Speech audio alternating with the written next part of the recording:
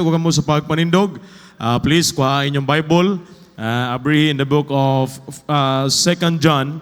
2 John chapter 1 verse number 8. 2 John chapter 1 verse number 8. Okay, so nakita na ninyo si Iman.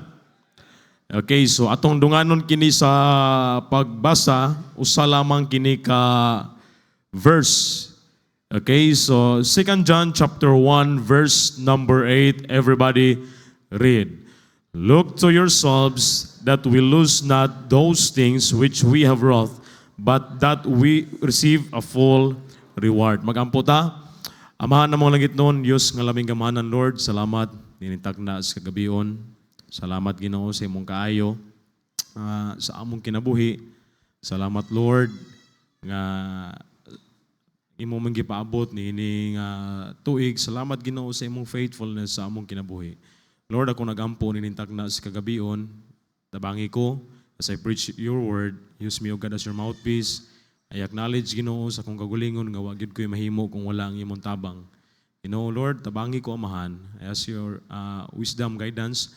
Gamita lamang ko instrumento. And Lord, please, unasanan, pasaylo ami sa among mga sala nga nabuhat nga wala ka malipay Ginoo. Ikaw Ginoo maghatag kadaugan sa among panambahon ni inintak na sa gabihon. Madlunga ang buhat sa kaaway. In Jesus' name we pray. Amen and amen. Okay, so lingkod ka mo. So the Bible says, sa verse nga ito ang gibasa, the Bible says, look to yourselves. Okay, look to yourselves. So ayaw sa lantaw karon sa imuhang tapad. No? Let's focus sa ato ang kaugalingon sa karon. Okay? So it's my prayer nga unta kini nga mensahe naatay makutlo, naatay makatunan. Okay? So look to yourselves that we lose not those things which we have wrought, but that we receive a full reward. So tonight, atong pagahisgutan, look to yourself preserving what God has given. Look to yourself preserving what God has given. Naipangutana, how losing things makes us feel. Unsa may bation nimo kung naay butang nga mawala sa imuha. Okay? No, so some of us afraid of losing something. No, ang uban maybe 2025 naay butang nga nawala sa imuha or ang imuhang hinigugman may biya. Sakit. Di ba? Nasakitan ka year 2025 kay gibulagan ka. Or nawala ang imuhang cellphone, di ba? Or unsa may mga butang nga nawala nimo. Okay, so kasagaran sa mga tao karon, okay? Naka-experience kita og naay nawala, okay? So ang kasagaran sa bation kaguol, no? Because what mattered to us is gone. Or we feel emptiness. It feels like something is missing. No? So kung naay mawala nimo, murag kulang ba? Okay? Ang uban gali, pag naagali cellphone mabilin diri sa simbahan, balikan yun. Bisag layo na kayo, balikan. No? Pastor, pwede ba di mo ma-review? Ano man? Kay murag something kulang kung dili na to makita or makuha og balik. And then ang uban magmahay. Oh, batiyo na to nga magmahay ta, mo na makaingon ta nga next time kung naa manggali ko anang butanga, ako nagyong ampingan. Oh, kung naa ako nagyud siyang ampingan kay basi unyag lahi ra poy makaangkon ba. No? Magmahay. Okay? And then, anxiety or fear, batiyo na nimo ang kahadlok, especially if what was lost was important. Okay? So, kag-ol, no? Depende kini, bati ta kag-ol, depende ra pod sa unsay value sa nawala. Okay? So, kimong lang tawon, in Luke chapter 15, it is one of the most familiar passages nga nagisgot mahitungod sa the lost sheep. Another, the lost silver and the lost son. So sa verse nga ato ang gibasa, naitulo ka butang, no, dili pa na siya point, okay? Naitulo ka butang kanang praise diha nga look to yourselves. So, gi-encourage ta sa pulong sa Ginoo nga dapat kita magkugihon sa pagsusi sa atong kaugalingon. Kay kung dili ta magamping, dili ta magbantay, ang danger ni ana, ang makuyaw ni ana, that we lose not those things. Nga, kung dili ta magamping, dili ta magbantay, posible nga mawala. Unsa man nga mga butang pastor, later on ato ka nang hisgutan. But the blessing, kung magkugihon ta sa pagsusi sa ato ang kaugalingon, pag-amping, the blessing is that we receive a full reward. That's the delight. Okay? So next verse ta. Okay. Itong the diligence. Sunod lang ka sa kung ha. Okay?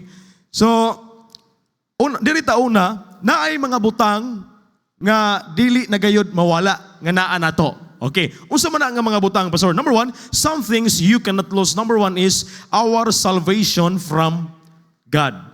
Amen? As a Baptist believers, dapat mauni barugan nato nga ang atong kaluwasan dili mawala kay mao kanay gisulti sa pulong sa Ginoo. Daghan karon makita nato sa social media nga ang ilang kaluwasan mawala.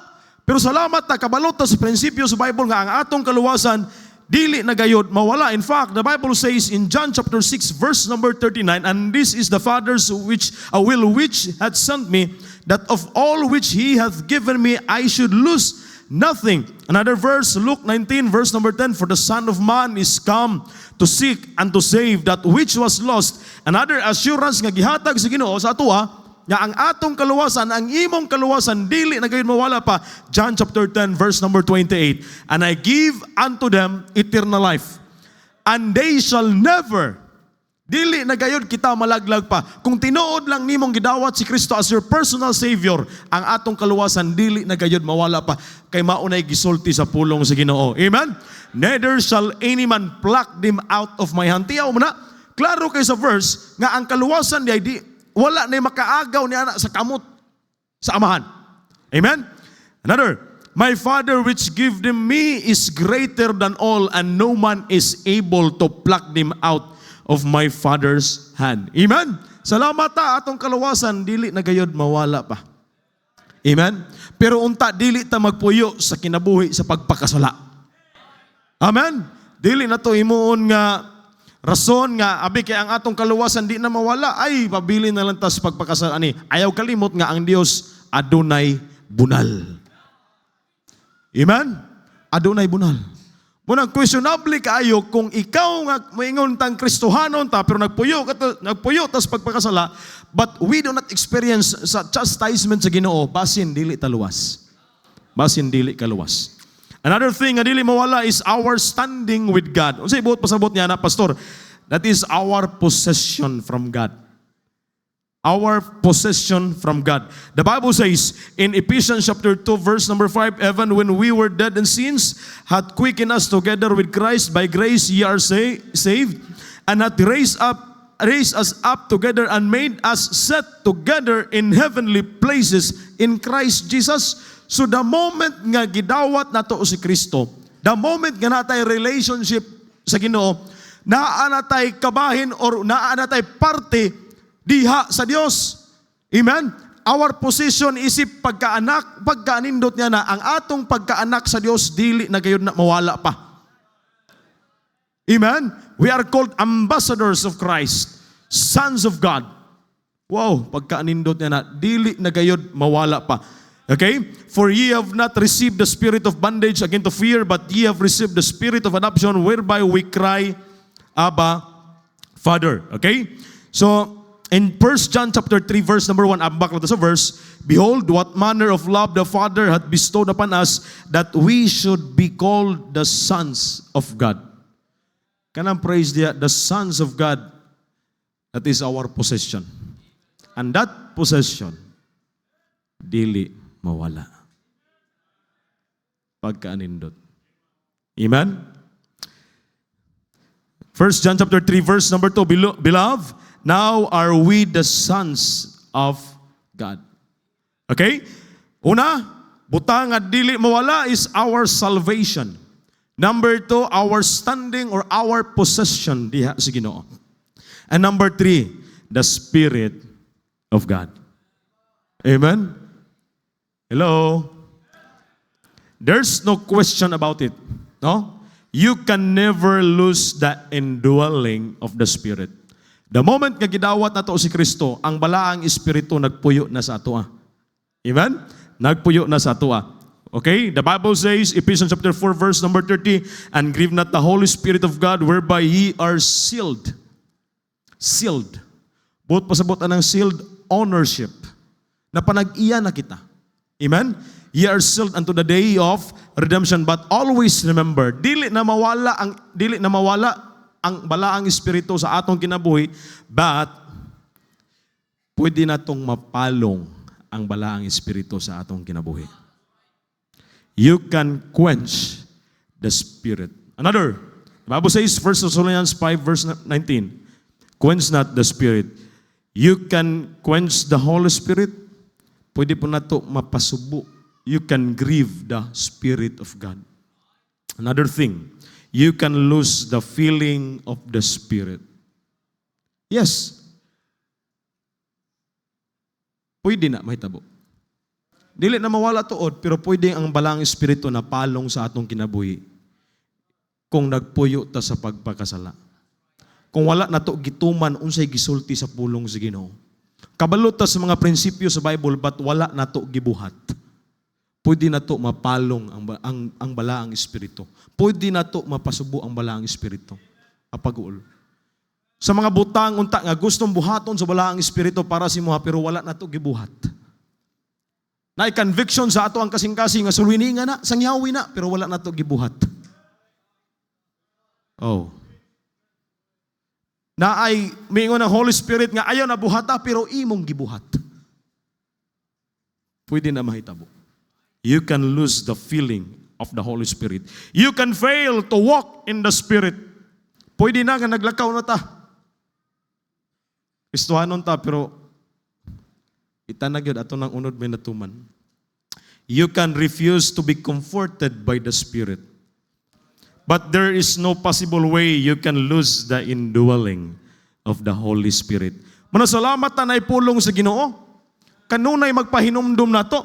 Maybe ang balaang espiritu na palong na, silent na, pero salamat na mapahinumduman ta sa pulong sa Ginoo. Amen? Okay, so the Bible says, anong dili naman mawala ang Holy Spirit sa ato? Because the Bible says what? Know ye not that your body is the temple of the Holy Ghost. Okay, and then another thing, 1 Corinthians chapter 6, verse number 20, for ye are bought with a price.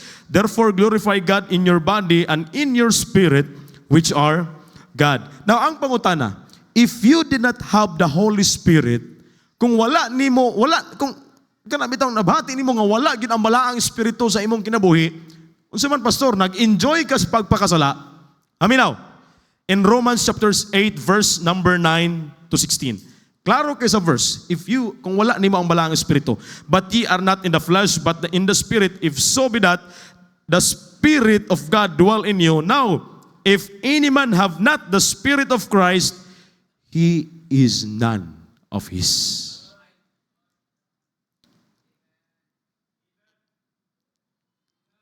Subo kay mamalandungon. No? Kabalutan at dili tanang baptist. Luwas. Basig naaga diri. Feeling lang nimo ba? Pero the truth, he is none of his. Verse number 10. And if Christ be in you, the body is dead because of sin, but the spirit is life because of righteousness. For if ye live after the flesh, ye shall die. But if ye through the Spirit do mortify the deeds of the body. Kay kung naa ang balaang espiritu sa atong kinabuhi, kining mga butanga dapat nato nimpat yun. Mortify. Okay? So unsa mang mga butanga, pastor? Colossians chapter 3 verse number 5. Paliw kog basa? Okay, kamoy basa? Everybody, go. Time pa. Balik sa Colossians chapter 3 verse number 5. No, saan dito pa rito? Colossians chapter 3 verse number 5. Okay, everybody go.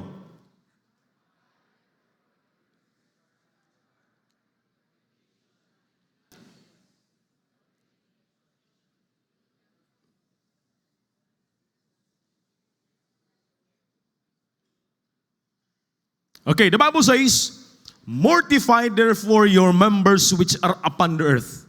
So unsay dapat batyo na to, walaon na to? First, fornication. Uso na kini karon sa kalibutan.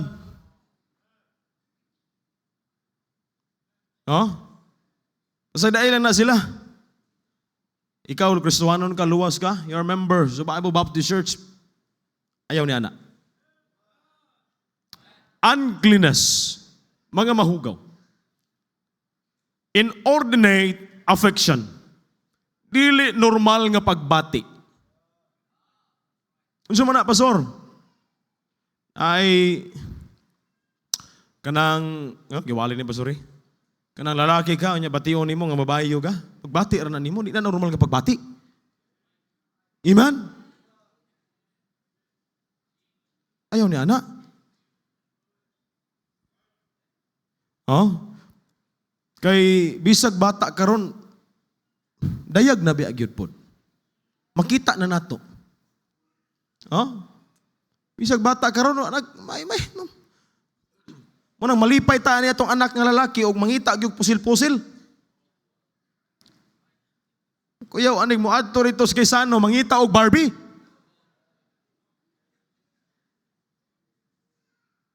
Ya, ganahan niya kay Batman.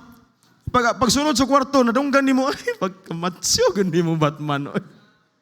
Likado na, inordinate affection na. Amen. Pastor, digid na ako magkaya, Pastor. Oy, tinuod lang kang aluwas. Usbon gyud ta sa Ginoo. Amen. Ang Dios wa gyud kahimo og middle sex. Ang gihimo sa Ginoo bayi og laki. Maadto ka sa CR, male, female. Ari ka spikas, he, she. Yaman ka anak. Pilit ka sa pader? Inordinate affection. Another, evil concupiscence. Covetousness, which is idolatry. Verse number 6, Colossians chapter 3, verse number 6. For which things sake the wrath of God cometh unto the children of disobedience. Paspason ito gamay, kay dali na kayong oras.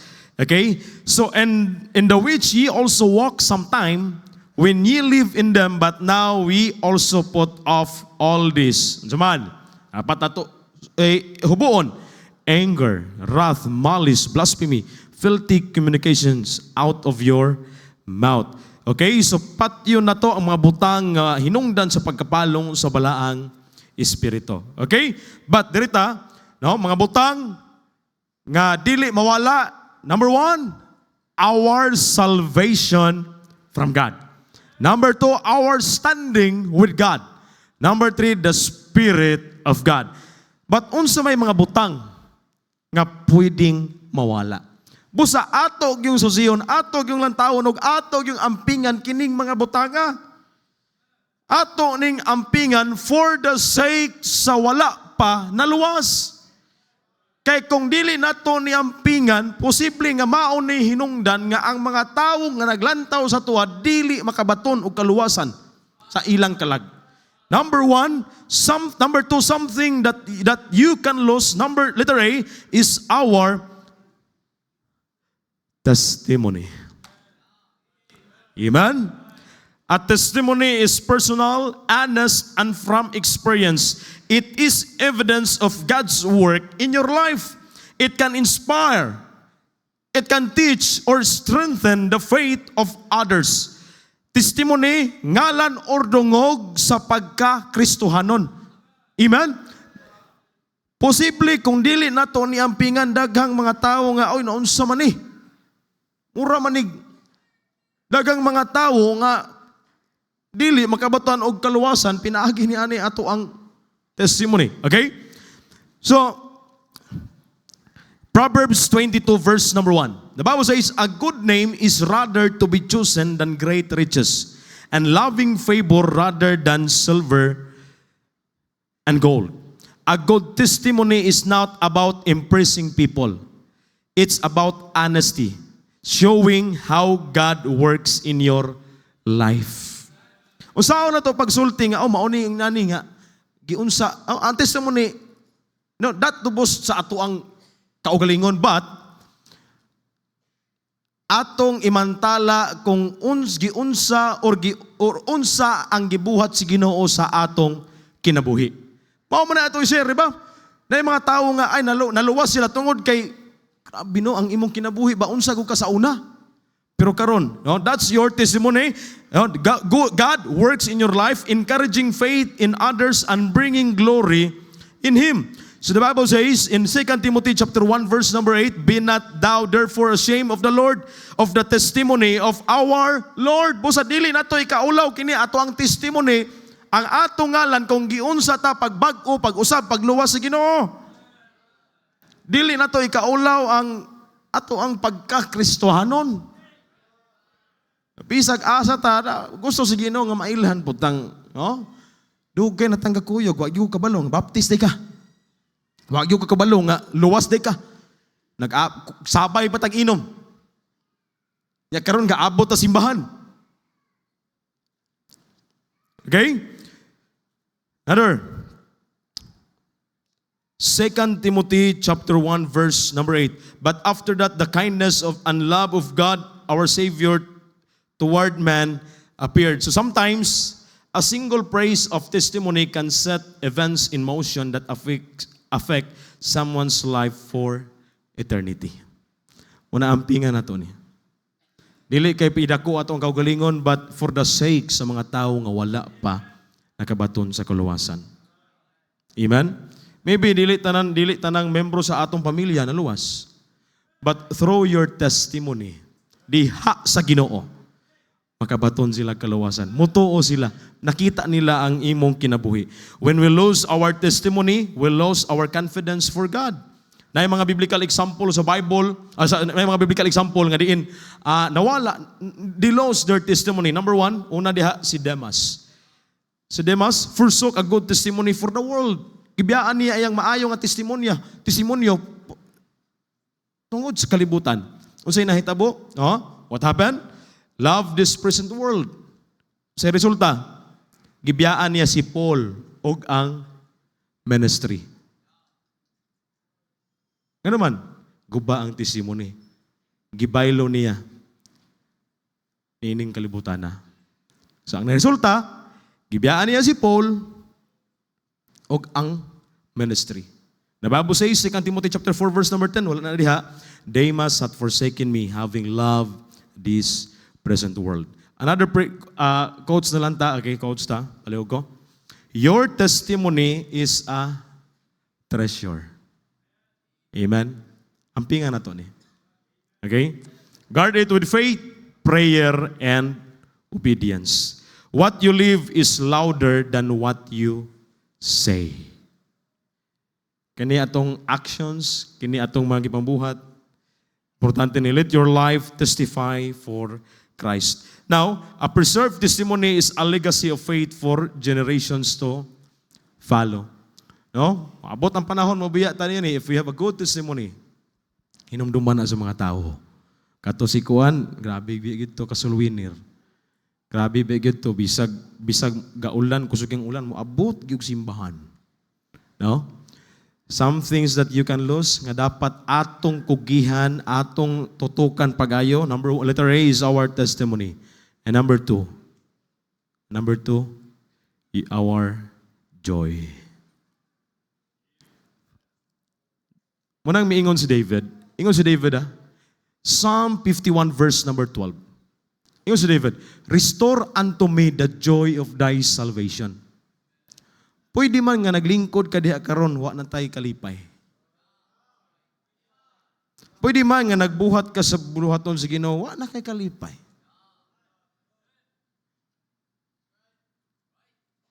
Nagdala ka sa imong Bible, wa na kay kalipay.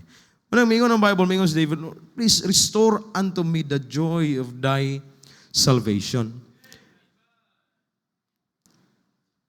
Verse number 2, wash me thoroughly from mine iniquity and cleanse me from my sin. Naayo gitawag joy killers. Naayo mga butang bitaw nga makawala sa atong kalipay. Una, kaning lack of a devotional life.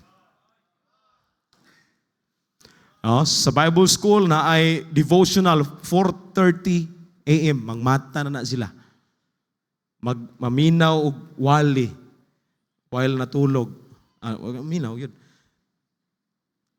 Pero ang pangutana sa atong family, naabatay devotional time. Hello? Ganong kulang atong kalipay, kawa na tay panahon sa Ginoo. Usahay, makadungog ta, or kuyog na to atong pamilya, diha sa Ginoo, kana ra yung panahon sa simba. Okay? Joy killers. It's hard to rejoice in the Lord when you don't take time to know who He is. So, and then another thing, mga kanang gitawag atong joy killers, an unthankful spirit. Kanang dili na takabalo mo pasalamat. Ha? Unsa man ni ay hatag lagi pero okay man pod. Sige na lang, pasalamati na lang. Amen. Unsa may nadawatan nato, pasalamatan nato sa Ginoo. Kay kung dili takabalo mo pasalamat, wa gyud tay kalipay. Because ingratitude focuses our hearts and minds on our needs rather than our blessings. Nabitaw dili ta makabalo mo pasalamat, ang ato na lang yung una-una anak, kana na lang yung ato ang gikinahanglan ba, nalimot na ta sa mga blessing sa Ginoo. Amen? Another thing, dreaming outside the will of God.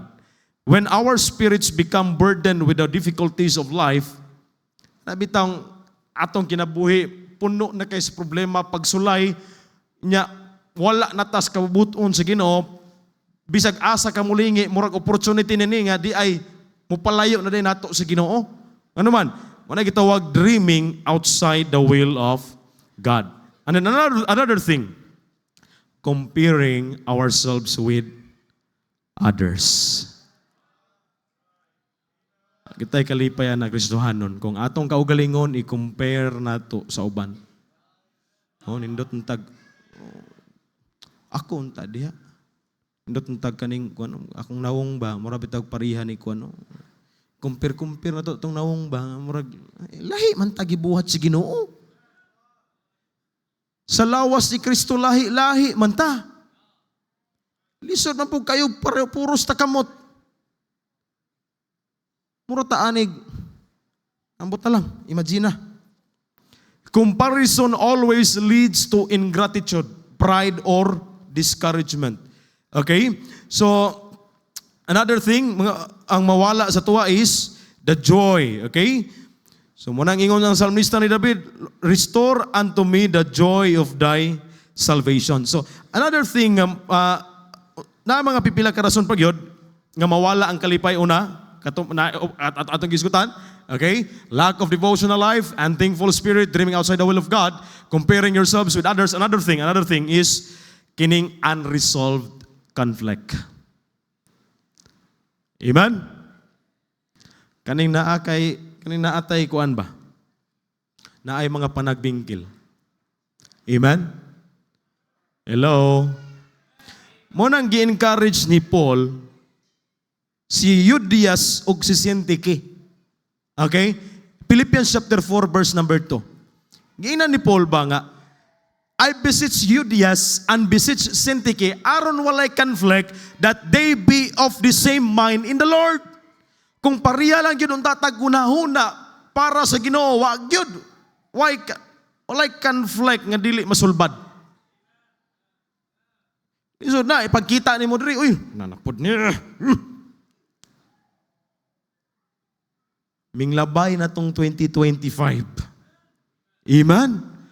Atong sugdan ang bag-ong tuig nga Akita ang sa una gali, ipakita ang panagkikalaay.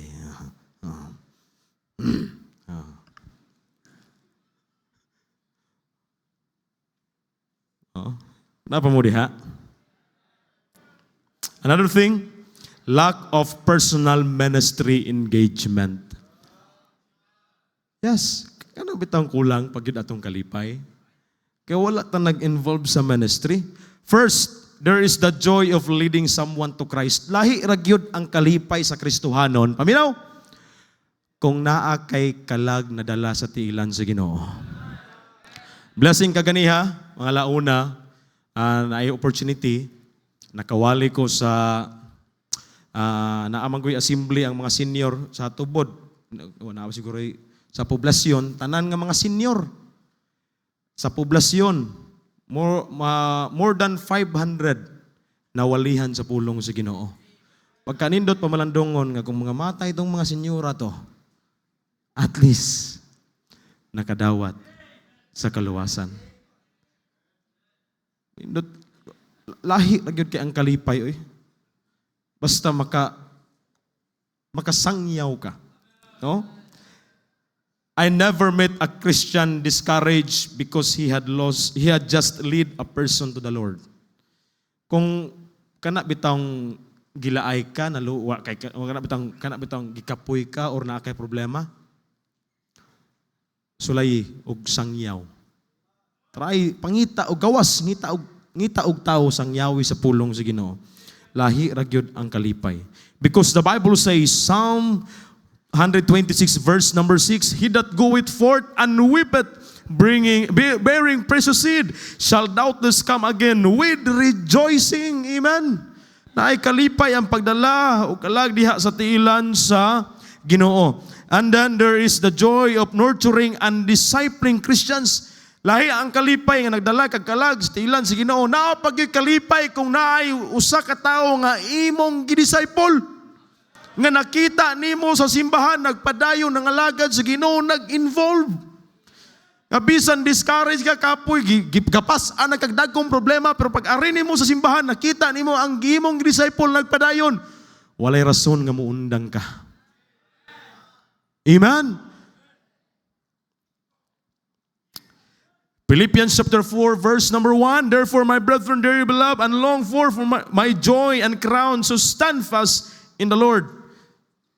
For what is our hope or our joy or crown of rejoicings are not even ye in the presence of our Lord Jesus Christ. There's a crown of rejoicing alang sa mga Kristohanon nga nagsangyaw, nangabig o kalag. A Christian who does nothing in God's house will accomplish nothing for eternity. Kung wala tayo gibuhat, igo or gitang ting pakpak. Wala gyud tay ibalik sa Ginoo nga moingon ta, Lord, tanang dungo ug himaya sa imuha ra gyud. Wa gyud tay balik sa Ginoo ani nig mga tubang ta sa Ginoo. Amen. Lack of personal ministry engagement. Another thing nga makawala og kalipay, kining naatay sala nga gitaguan. Amen. Wala man tuod kabalo si pastor. Wala man tuod kabalo atong ginikanan. Pero ang Dios nasayod. The longer sin is hidden. Amen now? Next slide please. Code stop please. Next slide. Next slide. Okay na kana. The stronger its change become. Manang unsa man kay mga sala, wa kabalo si pastor. O nang ato na nang hinulsulan kay ngano man hinungdan na nga wa na tay kalipay. John chapter 10 verse number 10, the thief cometh not but for to steal, to kill, and to destroy. Okay? So this is the last, letter C. Okay, wala ko'y time. I have only 7 minutes. Okay, another thing pwedeng mawala is our influence. Unsa man ang influence, pastor? Mauna ang gahom sa pagdani og paghulma sa uban.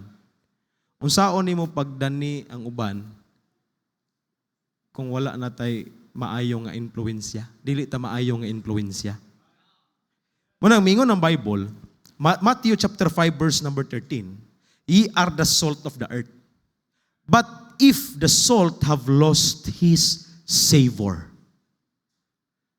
kung mawad-an galig kaparat ang asin, mas may pay isabwag, ilabay.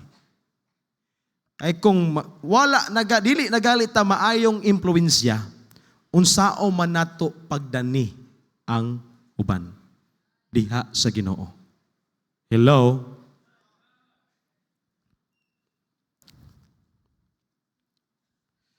The Bible says, Revelation chapter 3 verse number 16, so then because thou art lukewarm and neither cold nor hot, I will spew thee out of my mouth.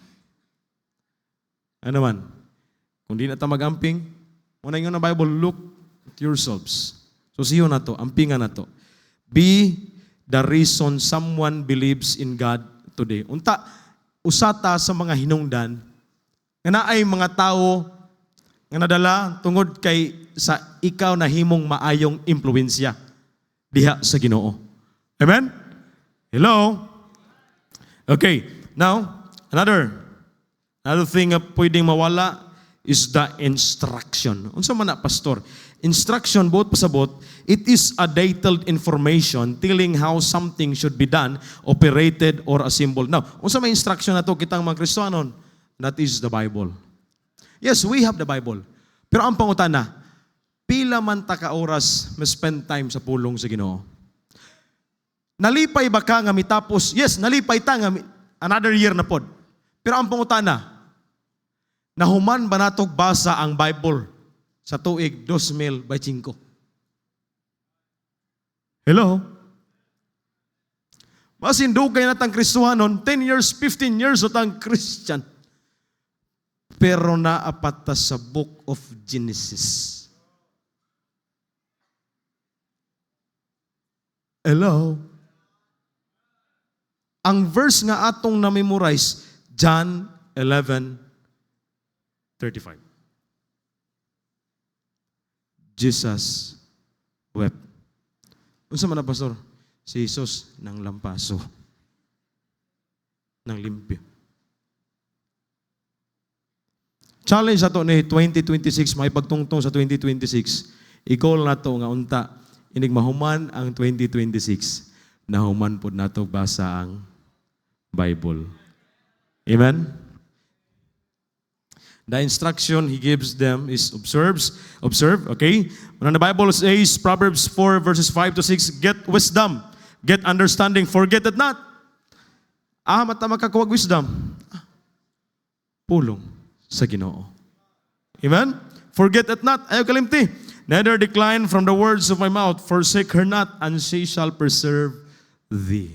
Love her, and she shall keep thee. Kung naamang kay higugmaon, pulong sa Ginoo. Ano man, di gyud ta magmahay niini. Pero kung dito na ta nakapokus bitaw, wala may sayop aning naatay gadgets, di ba? Pero sometimes mauna na mo ilog sa time nato diha sa pagtuon sa pulong sa Ginoo. Diha mauna na mo ilog sa time nga unta ibasa unta nato Bible pero wala na. Oh. Makabasa na lang tag Bible ani. Inig Domingo. Inig simba nato sa Huwebes. Okay? So the best and perfect instruction for us is the Word of God. Amen? Nganon dapat man nga ato ni tagaag pagtagad ang pulong sa Ginoo because it will be thy life, thy comfort, thy happiness. It is what thou canst not live without. Kulang ang atong kinabuhi without the Word of God. Amen? Kulang yun eh. Okay? And then, another, ato ni paspason, it will be thy guard and guide. Amen? Thy convoy and conductor through all the dangers and difficulties of the journey through this wilderness. The Bible says, Proverbs chapter 4, verse number 6, forsake her not, and she shall preserve thee. Love her, and she shall keep thee. And another, it will be thy honor and reputation. So diri na kumuhan, we must do our work for God's sake, not for fortune and attention or applause. Munang Kristohanon, ampingan na to ang mga butang nga pwedeng mawala sa tuwa. E basin, maabot ang point nga kaingon ta pagkasayang. Pagkasayang. Okay? Buhata lang for the sake sa Ginoo. Kaya ang Dios ang mupreserba sa atong testimony. Muhatag ka natog kalipay, mutabang pagligon sa atong influensya, o kanunay maghatag ka natog mga panghimangno pinaagi sa iyang pulong. Amen? So those things, maningon ang Bible, look to yourselves. Ka pwede ning mawala. Pwede ning maguba. Same ni Peter, iyang gireject si Christ, pero salamat, nibalik siya, ni-restore. Maybe may abot ang point nga, murag ang atong, wala na, murag galakaw na tang walay ulo ba, pero salamat nga ang Ginoo, God is a God of many chances. Amen? Pagkaanindot nga pinaagi sa imong kinabuhi, na yung mga tao nga nadala sa tiilan sa Ginoo. Amen? So, look to yourselves. Look to yourselves. Let's pray, Lord, salamat Ginoo sa imong pulong. Akong pagampo amahan nga ta dito mo labay kawang ug mahimo itong pagpahimangno o God alang ka namong tanan. Dapat mag-amping mi sa among kinabuhi because we are the walking Bible. Ang mga tao wala gabasag Bible but gibasa nila ang Bible pinaagi sa among kinabuhi. Preserba ang imong kinabuhi, Lord, nga mahimong kahayag niining kalibutana. Ug daghan pang mga tawo nga mangsangyawan sa imong pulong gamit ang among kinabuhi, Lord. Bangi matagusay, ikaw Ginoo magabless. Pagpadayon karon pagkuha namo sa among prayer request, ikaw Ginoo magabless. In Jesus name we pray. Amen and amen.